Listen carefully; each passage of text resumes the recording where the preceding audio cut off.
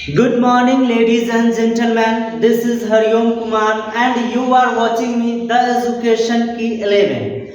तो दोस्तों, जैसा कि पता है कि एक सीरीज मैंने चला रखी है जिसमें सबसे पहले हम लोगों ने नाउन का डिस्कशन किया था, उसका कंप्लीट डिस्कशन हो गया है। आज मैं एक नया टॉपिक लेके आया हूँ, बेहतरीन टॉपिक लेके आया हूँ, बहुत शानदार टॉपिक जिसको कहते हैं प्रोनाउन। तो सबसे पहले जब हम लोगों ने नाउन पढ़ा तो आपको पता है नाउन के बारे में क्या बोला गया था कि noun is a naming word. Noun जो है नाम को बताता है। दुनिया में जितनी भी चीजें हैं सबका कुछ ना कुछ नाम है, और प्रत्येक चीज का जो नाम है वो सारी चीजें क्या है, नाउन है। तो उसी से रिलेटेड हमारा ये नेक्स्ट टॉपिक है जिसको प्रोनाउन कहते हैं। बहुत आसान और बहुत इंटरेस्टिंग टॉपिक है प्रोनाउन। देखिए दोस्त, होता क्या है कि नाउन का ही एक तरह से बोला जाए जैसे प्रोनाउन है, बस इसका इतना सा काम है प्रोनाउन का कि जहाँ बार बार नाउन आता है तो उसी नाउन के रिपीटेशन को अवॉइड करने के लिए कि नाउन बार बार ना आए कोई सेंटेंस में। जैसे एक बात मैं बताता हूँ कि आप किसी व्यक्ति को संबोधित कर रहे हो, मान लो कि राम को संबोधित कर रहे हो कि राम खा रहा है, राम जा रहा है, राम आ रहा है, राम राम राम राम। तो एक नाउन को बार बार रिपीट आप करते हो तो अच्छा नहीं लगता है सेंटेंस। तो उसी रिपीटेशन को अवॉइड करने के लिए प्रोनाउन आया। तो हम आज इसी प्रोनाउन के बारे में बात करने जा रहे हैं। ये बहुत आसान है, वही मैंने लिखा कि pronoun is a word replaces a noun। Pronoun जो एक ऐसा शब्द है जो कि नाउन को रिप्लेस करता है, यानी कि नाउन के बदले प्रयोग होने वाले जो शब्द है उसको प्रोनाउन कहते हैं। और क्यों रिप्लेस करता है? क्योंकि उसके रिपीटेशन को अवॉइड कर सके। किसके रिपीटेशन को? नाउन के रिपीटेशन को अवॉइड किया जा सके, इसलिए हम लोग प्रोनाउन का यूज करते हैं कि बार बार एक शब्द को दोहराया ना जा सके, इसीलिए प्रोनाउन आया। जैसा कि मैंने अभी बताया कि राम खा रहा है, फिर बोलेंगे राम जा रहा है, राम पढ़ रहा है, श्याम आ रहा है।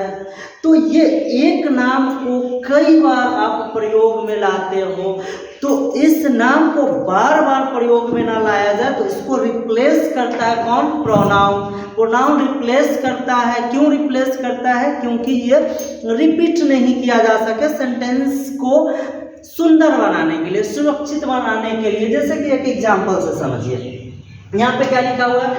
Kamal is in the class, Kamal is reading a book. अब जैसा कि आप देख पा रहे होंगे Kamal is in the class, और अगेन फिर यहाँ पे लिखा गया है कि Kamal is reading a book. तो क्या हुआ? आप यहाँ पे देख पा रहे हैं, पहली बार कमल आया, फिर कमल आया। अब इससे सेंटेंस कितना गंदा लग रहा है, नहीं अच्छा लग रहा है। तो इसी नाउन को रिपीट ना किया जाए बार बार, तो उसकी रिपीटेशन को अवॉइड करने के लिए हम लोग प्रोनाउन लाते हैं। तो इसका सही वर्जन ये है कि Kamal is in the class, Kamal class में है। और यहाँ पे देखिए इस नाउन के बदले क्या है? एक प्रोनाउन आया, he is reading a book, वो पुस्तक पढ़ रहा है। अब आपने देखा कि ये कितना खूबसूरत लग रहा है। तो बस प्रोनाउन का यही काम है कि नाउन का जो है बार बार रिपीटेशन ना हो, रिपीटेशन को अवॉइड करने के लिए, और नाउन को रिप्लेस करने का जो काम करता है वही दरअसल प्रोनाउन है। देखिए, वैसे तो नाउन में बहुत सारे क्वेश्चन आते हैं प्रत्येक एग्जाम में, तो हम लोग ऐसा करते हैं पहले काइंड्स ऑफ प्रोनाउन करके एक एक काइंड्स पे पूरा डेप्थ डिस्कशन करते हुए, पूरा डिटेल में पढ़ते हुए हम लोग आगे बढ़ते हैं। तो सबसे पहले हम लोग बात करते हैं पर्सनल प्रोनाउन की। पर्सनल प्रोनाउन क्या होता है? Related to a person. Personal pronoun का मतलब होता है दरअसल ये पर्सन को रिलेट करता है, ये पर्सन के बारे में बात करता है। जैसे कि आप कई बार बोलते हो कि ये मेरा पर्सनल मार्कर है, पर्सनल फोन है, पर्सनल लैपटॉप है, पर्सनल कंप्यूटर है, बहुत सारी चीजें आप लोग डिस्कस करते हैं ना कि ये मेरी पर्सनल है। तो इसका क्या मतलब? पर्सनल कहने का ये मतलब थोड़ी कि किसी निर्जीव का है, किसी जानवर का है। पर्सनल कहने का मतलब किसी व्यक्ति का अपना है, तो वहीं से निकल के आया है पर्सनल प्रोनाउन। पर्सनल प्रोनाउन, जो सब प्रोनाउन हम लोग आगे पढ़ने जा रहे हैं, वो सारी की सारी जो प्रोनाउन है वो सिर्फ और सिर्फ पर्सन के लिए, यानी व्यक्ति के लिए, इंसान के लिए, लिविंग बीइंग्स के लिए यूज किए जाते हैं। हम लोग पर्सनल प्रोनाउन का एक एक करके डिस्कशन करते हैं। देखिए आपके सामने लिखा हुआ जैसे है I, my, me, we, our, us, your, you, your, you, he, his, him, she, her, her, it, its, it, they, their, them. तो ये सारे के सारे पर्सनल प्रोनाउन हैं। पर्सनल प्रोनाउन को हम लोग कैसे पढ़ते हैं? तो सबसे पर्सनल प्रोनाउन को पढ़ने से पहले हम लोग पढ़ते हैं इसके बारे में कि जैसे पर्सन पढ़ लेते हैं कि जैसे अभी हम लोगों की बातचीत हो रही है, तो मैं बोलने वाला हूँ, मैं कुछ बोल रहा हूँ, तो मैं बोल रहा हूँ, तो मेरे लिए इंग्लिश में कौन सी शब्द बनी है, कौन सा वर्ड यूज करता है? कभी भी स्पीकर जो होता है, वक्ता जो होता है, अपने लिए कौन सा वर्ड इंग्लिश में यूज करेगा? हिंदी में मैंने मैं कहा, तो इंग्लिश में उसी को आई बोला जाता है। तो स्पीकर हमेशा अगर सब्जेक्टिव केस में है तो अपने लिए क्या बोलेगा? आई। और स्पीकर का किसी चीज पे अधिकार है तो कौन सा शब्द का यूज करेगा? कि जैसे मैं बोलूं, मैं स्पीकर हूं, मैं बोलूं कि ये मार्कर मेरी है, तो क्या बोलेंगे? It is my marker, right. तो मेरी पोजीशन बताना है, तो इस पे मैं अपनी पोजीशन बता रहा हूं, तो माई के साथ बता रहा हूं। और उसी में अगर स्पीकर को ऑब्जेक्टिव केस में रखा जाए कि जैसे आप लोगों को मेरे द्वारा पढ़ाया गया, तो अगर ऑब्जेक्टिव केस में खुद को स्पीकर रखे तो उसी आई का जो ऑब्जेक्टिव केस क्या होगा? मी होगा। तो ये समझ में आता है दोस्तों कि स्पीकर अगर सिंगुलर है यानी अकेले है तो खुद के लिए क्या यूज करेगा? आई यूज करेगा। अगर ग्रुप में है, जैसे हम लोग सब लोग मिलेंगे कि प्रेम से बोलो जय माता दी, तो सब लोग मिल के बोलेंगे, तो सब लोग मिल के बोलेंगे, जिसको बोलते हैं हिंदी में हम लोग कोई काम किया, तो सब लोग मिल के स्पीकर रहेंगे, तो खुद के लिए कौन सा वर्ड यूज करेंगे? वी का यूज करेंगे। तो आई और वी को हम लोग फर्स्ट पर्सन कहते हैं। इसको क्या कहते हैं? फर्स्ट पर्सन, या फिर इसको स्पीकर कहा जाता है। क्यों? क्योंकि वक्ता जो होता है, बोलने वाला जो होता है, हमेशा अपने लिए आई या वी दो ही वर्ड का यूज करता है। अगर अकेला बोल रहा है, सिंगुलर नंबर में है, तो आई का यूज करेगा। अगर ग्रुप में है, जैसे अभी जैसा कि मैंने थोड़ी देर पहले एक बात कही कि प्रेम से बोलो जय माता दी, तो कई लोग मिल के बोलते हैं, सब लोग उस टाइम पे स्पीकर होते हैं, तो खुद के लिए क्या यूज करेंगे? वी। तो स्पीकर के लिए ये वर्ड यूज होते हैं आई, इसका प्लूरल क्या है? वी। अच्छा एक बात बताइए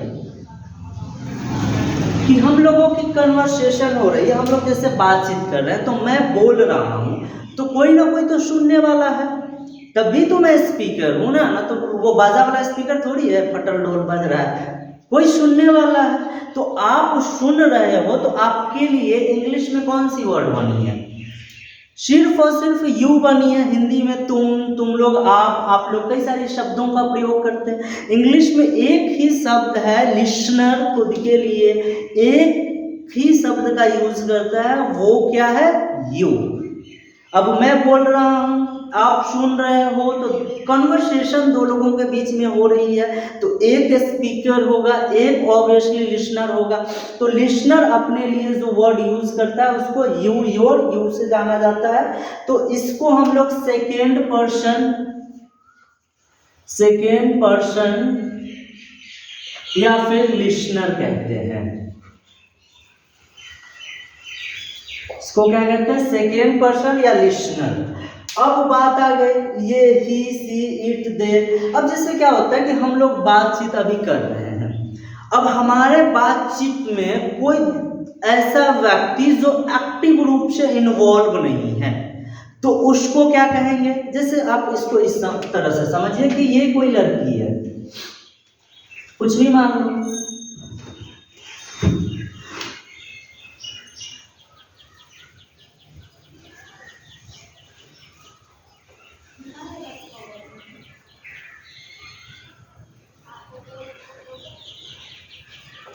ये मानिए कोई लड़की है। अब ना इसकी साथ ये पहले क्या था कि इस लड़की का ये एक दोस्त था। अब ये लड़की इस लड़के के पास गई, दोनों का कॉन्वर्सेशन हो रहा है, बातचीत हो रही है कि यार ऐसा है कि अब हमारी शादी तुमसे नहीं हो सकती, अब हम तुम्हारे साथ नहीं रह सकते। तो ये स्पीकर का काम कर रही है, ये बंदा सुन रहा है, तो वो क्या हो गया? लिसनर हो गया। अब इसने पूछा कि रीज़न क्या है, क्यों नहीं शादी कर सकती? तो इसने रीजन बताया कि ऐसा है, मेरा मूछ वाला जो पिताजी है, मूछ मुंडा जो मेरे पिताजी है, कि उन्होंने सिरे से खारिज कर दिया है, मना कर दिया है कि तुमको हम मुल्क मुल्क पति खोज के, खूबसूरत पति खोज के ला देंगे, तुमको इससे शादी नहीं करनी है। अब सोचो, दो लोगों में डिस्कशन हो रही है, दो लोग आपस में बातचीत कर रहे हैं, और ये इनके पिताजी इस डिस्कशन में एक्टिव रूप से इसमें है क्या? सम्मिलित है? इन्वॉल्वमेंट इनकी है? नहीं है। ये दो लोग बात कर रहे हैं, इनके पिताजी इन्वॉल्व नहीं है, बस उनके बारे में यहाँ चर्चा हो रही है। तो जो बोलने वाला होता है उसको स्पीकर कहते हैं, जो सुनने वाला होता है उसको लिसनर कहते हैं, और जैसे इसके पिताजी इसके डिस्कशन में एक्टिव नहीं है, ऐसे को हम लोग थर्ड पर्सन कहते हैं, यानी non active person. Are you getting my point? कि जो दो लोग बात कर रहे होते हैं और जो किसी थर्ड पर्सन की चर्चा होती है, उसी को हम थर्ड पर्सन या नॉन एक्टिव पर्सन कहते हैं। तो यहाँ पे नीचे जितनी भी आपको ये शब्द दिख रहे हैं, ये सारे के सारे शब्द थर्ड पर्सन हैं, यानी कि ये लोग एक्टिव रूप से किसी भी कॉन्वर्सेशन में इन्वॉल्व नहीं रहेंगे। तो इसी को हम थर्ड पर्सन या इसको हम कहते हैं non active person, active person, right. अब बात आती है कि इन सब वर्ड्स का यूज कहाँ किया जाता है। तो आप लोगों को पता ही होगा कि आई क्या है? सिंगुलर है, और सिंगुलर हेल्पिंग वर्ब लेता है, आपको पता है। अब जब हम बोले कि आई सिंगुलर है, सिंगुलर हेल्पिंग वर्ब लेता है, तो आपके दिमाग में अचानक से एक बात आई होगी कि भाई हमने तो कई जगह पे देखा है कि आई के साथ हैव का यूज होता है, प्रेजेंट परफेक्ट में देखा होगा, आई के साथ डू का प्रयोग होता है। तो आपने कहा कि यार आप तो गलत बता रहे हो कि हम प्लूरल हेल्पिंग वर्ब का भी प्रयोग करते हैं। सही बात है, जनरली आई सिंगुलर है, सिंगुलर हेल्पिंग वर्ब लगता है, लेकिन दो जगह पे, एक जो है प्रेजेंट एंड डेफिनिट टेंस में, प्रेजेंट एंड डेफिनिट टेंस और प्रेजेंट परफेक्ट टेंस, इस दो जगह पे आई का जो प्रयोग होता है प्लूरल की तरह होता है और प्लूरल हेल्पिंग वर्ब लेता है। कहाँ कहाँ पे? प्रेजेंट एंड डेफिनिट टेंस में और प्रेजेंट परफेक्ट में, दो जगह पे ये प्लूरल हेल्पिंग वर्ब लेता है। बाकी हर जगह पे आई जो है सिंगुलर हेल्पिंग वर्ब लेता है, राइट। फिर बात आती है तो वी क्या है? वी जैसा कि आप लोग जानते ही हैं प्लूरल है और प्लूरल हेल्पिंग वर्ब लेता है। वी प्लूरल की तरह यूज होता है और प्लूरल हेल्पिंग वर्ब लेता है। अब बताओ यू क्या है? तो आपको पता होगा कि अंग्रेजी भाषा में यू जो है singular, S for singular, P for plural, you को हम सिंगुलर की तरह भी यूज करते हैं, प्लूरल की तरह भी यूज करते हैं। जैसे मैं आपको यू, एक व्यक्ति से मैं बात करूंगा तब भी आपको यू से ही संबोधित करूंगा, या कई लोग आप होंगे फिर भी, यानी तुम या तुम लोगों के लिए भी सिर्फ और सिर्फ अंग्रेजी में यू वर्ड बना हुआ है। तो यू को सिंगुलर और प्लूरल दोनों तरह से यूज किया जा सकता है, लेकिन इसका जो हेल्पिंग वर्ब आएगा वो हमेशा प्लूरल हेल्पिंग वर्ब का यूज करेंगे। यू के साथ हमेशा ही हम प्लूरल हेल्पिंग वर्ब का यूज करते हैं। अब बात आती है ही का कहाँ यूज करते हैं। आपको पता ही है टोटल पर्सनल प्रोनाउन है तो पर्सन के लिए ही प्रयोग होता है। तो ही का यूज जो होता है मैस्कुलिन जेंडर के लिए होता है। किसके लिए? मैस्कुलिन यानी कि पुरुष जाति के लिए ही का प्रयोग हम लोग हमेशा करते हैं। मर्दों के लिए, पुरुष के लिए किसका प्रयोग किया जाता है? ही का। और आपको जैसा कि पता ही है, ही जो होता है हमेशा सिंगुलर है और सिंगुलर हेल्पिंग वर्ब लेगा। सी क्या है? स्त्रीलिंग के लिए प्रयोग होता है, फेमिनिन जेंडर के लिए प्रयोग होगा, एफ फॉर फेमिनिन, और ये भी सिंगुलर है और सिंगुलर हेल्पिंग वर्ब लेगा। आपको जैसा कि पता है, इट का अभी हम लोग थोड़ा कम डिस्कशन करते हैं, आगे बात करेंगे कि किस प्रकार से निर्जीव और जानवरों के लिए प्रयोग करता है।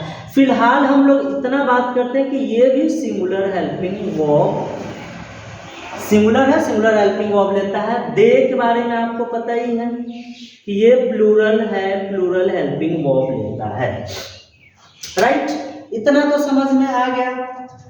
अब हम लोग बात करते हैं कि इन सब का प्रयोग कहाँ कहाँ करते हैं।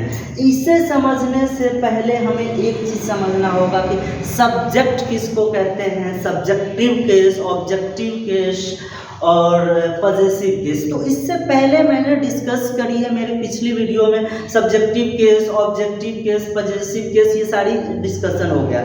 तो किसी भी सेंटेंस में जो डूअर होता है, जो एक्टिव रूप से जो किसी भी काम को करने वाला होता है, जो करता है, उसी को हम लोग सब्जेक्ट कहते हैं। तो ये I, we, you, he, she, it, they, ये सारे के सारे हमेशा किसी भी सेंटेंस में मुख्य भूमिका इनकी होगी, यानी ये सब लोग डूअर होंगे, हमेशा करता होंगे। तो इन सब को हम लोग सब्जेक्टिव केस कहते हैं। एस सी, इसका मतलब सब्जेक्टिव केस समझेंगे। My, our, your, his, her, its, their, ये सारे के सारे जो आपके सामने दिख रहे हैं, ये सब पॉजेसिव केस है, यानी अधिकार बताने वाले वर्ड्स हैं कि ये मेरी मार्कर है, तो माई का प्रयोग करेंगे, वह तुम्हारा भाई है, तो योर का प्रयोग करेंगे। तो अधिकार बताने के लिए जिन शब्दों का प्रयोग करते हैं वो सारे के सारे ये हैं आपके सामने। तो इसको पीसी यानी कि पर्सनल कंप्यूटर नहीं समझिएगा, पॉजेसिव केस। ये आपके सामने वाला क्या हुआ? Subjective case. ये क्या हुआ? Possessive case. ये रहा आपका ऑब्जेक्टिव केस। अब जैसा कि पता है कि कई ऐसे सेंटेंसेस होते हैं जिसमें एक जो होता है करने वाला होता है, तो करने वाला को क्या कहते हैं? Subjective case. और जो करने वाला का जिस काम पे इम्पैक्ट पड़ता है, यानी जो रिसीवर होता है, उसको हम ऑब्जेक्ट कहते हैं, तो वही ये ऑब्जेक्टिव केस है। तो me, us, you, him, her, it, them, इन सब का हमेशा ही प्रयोग होगा ऑब्जेक्टिव केस में।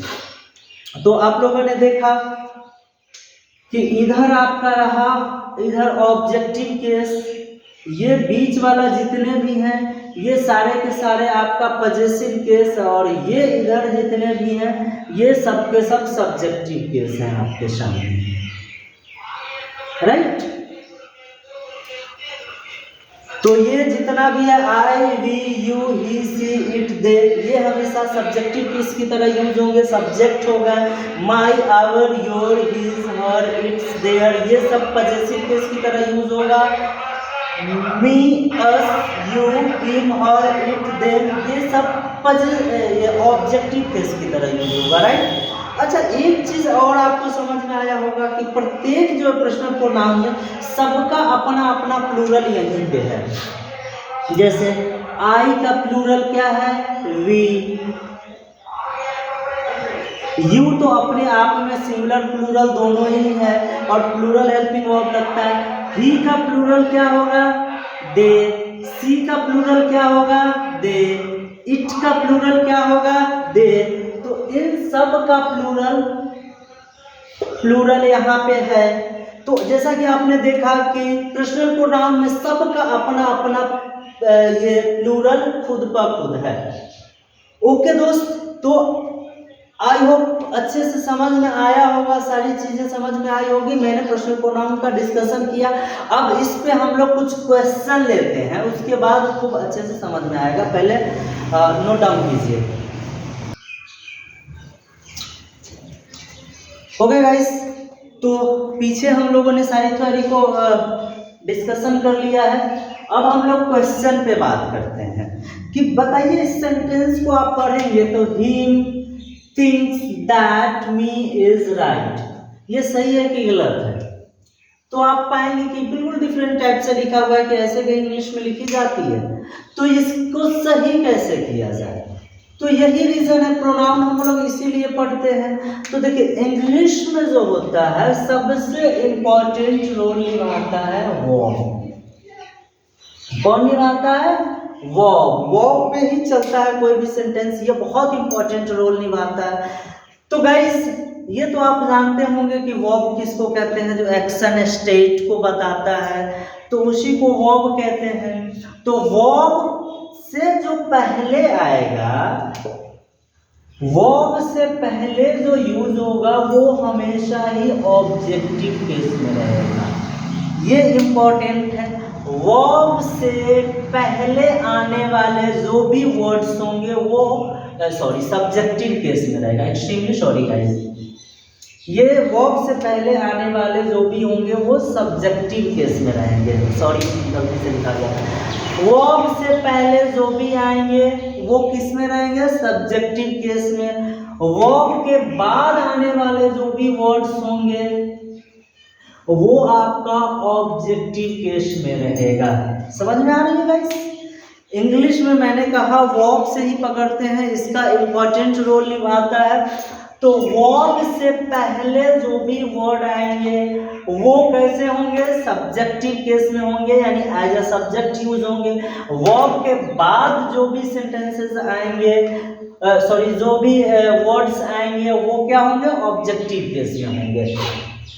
तो इसको देखिए, थिंग्स यहाँ पे वर्ब आ गया, तो वर्ब से पहले हमें क्या देना था? सब्जेक्टिव केस होना चाहिए। सब्जेक्टिव केस, हिम का सब्जेक्टिव केस क्या होता है? अभी थोड़ी देर पहले हमने पढ़ा था, यहाँ पे लिखा था ही, हिज, हिम, ये ऑब्जेक्टिव केस में लिखा हुआ है, तो क्या होना चाहिए? He thinks that I am right. Right? समझ में आई बात? यही चीज है, वर्ब से जो पहले आएगा वो सब्जेक्टिव केस में दैट है, उसके बाद तो ये नया सेंटेंस स्टार्ट हो रहा है, तो फिर नया स्टार्ट होने की वजह से कॉमा छूट गया था, तो इसको हम ऑब्जेक्टिव केस में लिखेंगे क्या? नहीं लिखेंगे, सब्जेक्टिव केस, क्योंकि वर्ब है, वर्ब से पहले सब्जेक्टिव केस आना चाहिए। तो आई एम राइट। दूसरा क्वेश्चन है कि the teacher scolded them, teacher ने किसी को डांटा। तो स्कॉल्डेड क्या है? वर्ब है। वर्ब से आने वाला किस केस में होना चाहिए? सब्जेक्टिव केस में, जो कि है। वर्ब के बाद आने वाला किस केस में होना चाहिए? ऑब्जेक्टिव केस में, जो कि है। इसमें कोई दिक्कत है? नहीं है। द टीचर स्कॉल्डेड देम, ये ऑब्जेक्टिव केस में है। आपको जैसा कि नीचे लिखाए थे, they, their, them, they subjective case में, देयर पॉसेसिव केस में, देम क्या था? ऑब्जेक्टिव केस में। तो इस सेंटेंस में कोई भी प्रॉब्लम है क्या? नहीं है। रोहन नोज सी, नो मतलब जानना, रोहन उसको जानता है, तो ये नोज क्या है? वर्ब है। वर्ब से पहले क्या आना चाहिए था? सब्जेक्टिव केस, जो कि है, रोहन सब्जेक्टिव केस में। इसके बाद क्या जाना चाहिए था? वर्ब के बाद हमेशा क्या जाता है? ऑब्जेक्टिव केस जाता है। ये ऑब्जेक्टिव केस में है क्या? नहीं है। तो इसका सही क्या होना चाहिए? Rohan knows her. अब जैसा कि हमने पढ़ा था कि सी, हर, हर, तो सी का जो ऑब्जेक्टिव केस था वो क्या था? हर था। अब ये वर्ब के पास ऑब्जेक्टिव केस आया, अब इसमें कोई प्रॉब्लम है?